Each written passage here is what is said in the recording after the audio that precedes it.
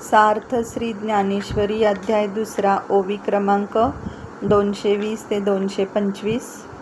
म्हणवनी ये गोठी विचारू न करी किरीटी, आता धनुष्य घेऊनी उठी झुंजई वेगी.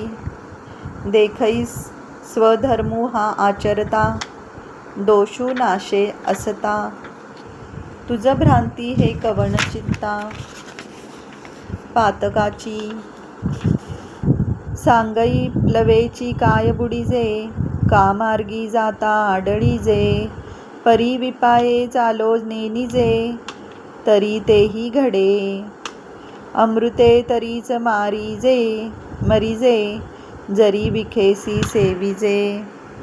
तैसा स्वधर्मी दोषू पाविजे, हेतुकपणे म्हणवनिया पार्था. हेतू सांडोनी सर्वथा, तुझ क्षात्रवृत्ती झुंजता पाप नाही. अर्थात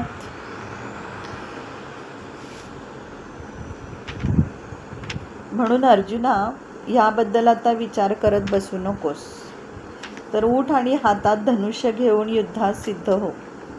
हे पहा, स्वधर्माचे आचरण केले तर असलेले दोष नाश पावतात असे असून त्याच्यापासून पातक लागेल हा भ्रम तुझ्या मनात कोठून उत्पन्न झाला? तूच सांग की नाव कधी बुडेल का? त्याप्रमाणे चांगल्या रस्त्याने जाणारा कधी ठेच लागून पडेल का? परंतु ज्याला चालता येत नाही तो मात्र कदाचित ठेच लागून पडण्याचा संभव आहे.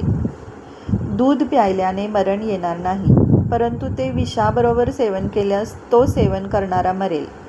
त्याचप्रमाणे फलाच्या आशेने स्वधर्माचे आचरण केल्यास मात्र दोष लागतील.